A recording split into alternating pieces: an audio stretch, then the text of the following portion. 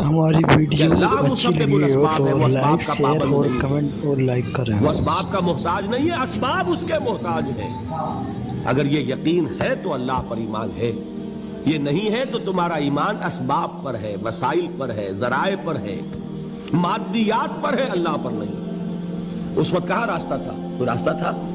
سمندر ہے اور ادھر سے لشکر آ گیا ہے۔ کلا ان معی ربی سیہدین۔ اب دیکھیے ایمان کہہ دینا آسان ہے، ہوا معکم اینما کنتم، جہاں کہیں بھی تم ہوتے ہو اللہ تمہارے ساتھ ہوتا ہے، لیکن اس کا یقین قائم ہو جائے تو زمین و آسمان کا فرق واقع ہو جائے۔ یہی بات ہوئی حضور کے ساتھ۔ غار ہے، چھپے ہوئے ہیں محمد الرسول اللہ اور آپ کے وہ یار غار ابو بکر صدیق رضی اللہ تعالی عنہ۔ اقبال نے حضرت ابو بکر کی شان میں چند اشعار کہے صرف، لیکن واقعہ یہ ہے کہ بھاری بھاری نظموں پر اور قصیدوں پر بھاری ہے، طویل ترین نظمیں اور قصیدے ہوں ان پر بھاری ہے۔ ہمت ابو بکر کی ہمت جو ہے، کشت ملت را جو ابر، جیسے بارش سے کھیتی اپجتی ہے، ابو بکر کی ہمت اور عزیمت اس امت کو اسی طرح سینچنے والی ہے۔ ثانیے اسلام و غار و بدر و قبر،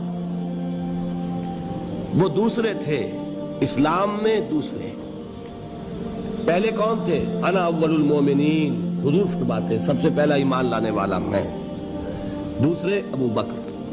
ویسے ہمارے ہاں یہ چلتا ہے اختلاف، حضرت علی پہلے ہیں کہ حضرت ابو بکر پہلے ہیں، لیکن اس میں بڑی خوبصورت تطبیق قائم کی ہے علماء نے اور بہت صحیح ہے۔ چار کے بارے میں فیصلہ ہی مت کرو کہ کون پہلے ہے، ان کی ایک عجیب تقسیم کر دی ہے۔ آزاد مردوں میں، بالغ مردوں میں سب سے پہلے ابو بکر، بچوں میں سب سے پہلے علی، خواتین میں سب سے پہلے خدیجہ، اور غلاموں میں سب سے پہلے زید ابن حارثہ۔ بڑی پیاری تقسیم ہے، یہ چاروں ہی پہلے ہیں، ہر ایک کے لیے اولیت ہے۔ اور واقعہ یہ ہے کہ اگر زمانی اعتبار سے تعین ہوگا تو پہلے خدیجۃ الکبریٰ آئیں گی رضی اللہ تعالی عنہ، کسی اور سے بات کرنے کی نوبت بعد میں آ سکتی ہے، پہلے تو اہلیہ محترمہ سے بات ہوئی، آتے ہی پہلی وحی ہوئی ہے، ابھی تبلیغ کا حکم نہیں تھا۔ کس کو بتایا واقعہ؟ ابھی اپنی نبوت کی تبلیغ کا تو حکم ہی نہیں آیا۔ واقعہ کس کا ہے؟ وہ خدیجہ کا ہے۔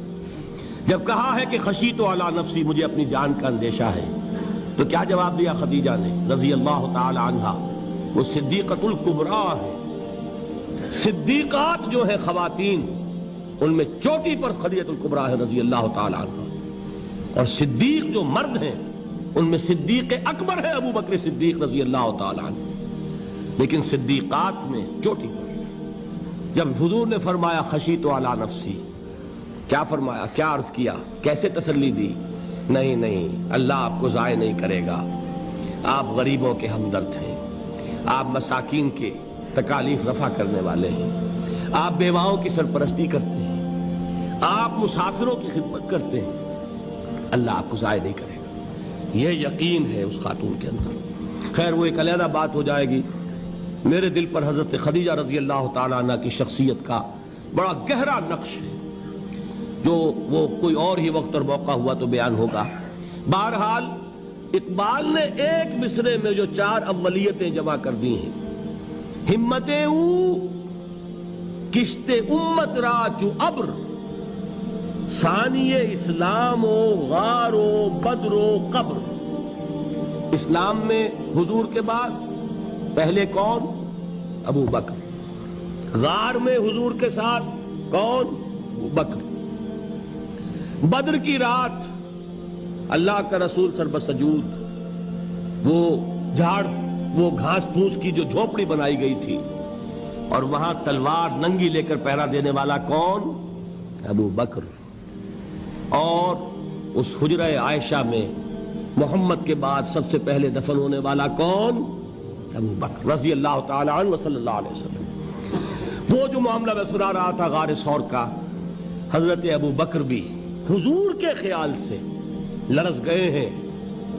آپ کو یاد ہوگا کہ جا کر پہلے تمام جتنے سوراخ تھے انہیں بند کیا ہے، ایک سوراخ رہ گیا تھا جس کو بند کرنے کے لیے کوئی کپڑا نہیں تھا، وہاں اپنی ایڑی رکھی ہے، تب کہا ہے حضور سے تشریف لائیے، اور اپنے زانو پر حضور کو لٹایا ہے، اور وہاں کسی موذی جانور نے کاٹا ہے، حضور کی آنکھ لگ گئی تھی، اس وقت اس بل کے اندر جو بھی بچھو ہے کیا ہے واللہ عالم، اس نے کاٹا ہے، اس کی تکلیف کی وجہ سے ابو بکر کی آنکھوں سے آنسو ٹپک گئے، حضور کے چہرے مبارک پر پڑے ہیں، تو حضور جاگے ہیں، معاملہ کیا ہے؟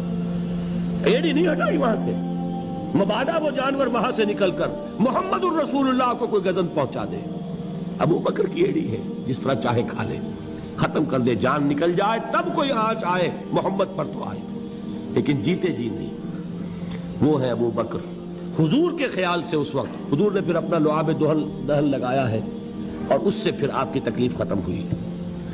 جیسے خیبر میں حضرت علی کی آنکھ دکھ رہی تھی، اس کو جو شفا حاصل ہوئی ہے وہ بھی حضور کے لعاب دہن سے ہوئی۔ تو بہرحال اس وقت انہوں نے کہا ہے کہ اے نبی یا رسول اللہ، اگر اس وقت ان میں سے کسی نے غیر ارادی طور پر بھی اپنے قدموں کی طرف جھانک لیا تو پکڑے جائیں گے۔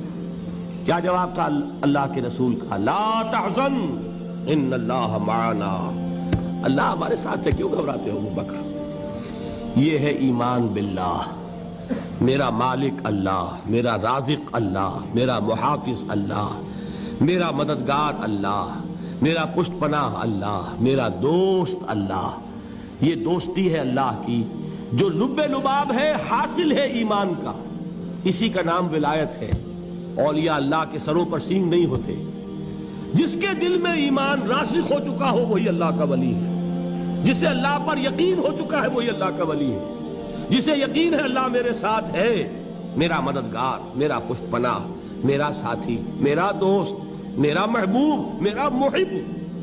اللہ اہل ایمان سے محبت کرتا ہے، واللہ یحب الصادقین، ان اللہ یحب الذین یقاتلون فی سبیلہ صفا کانہم بنیان مرصوص۔ اللہ محبت کرنے والا، اہل ایمان محبوب، اور اہل ایمان محبت کرنے والے اللہ محبوب۔ والذین آمنوا اشد حبا للہ۔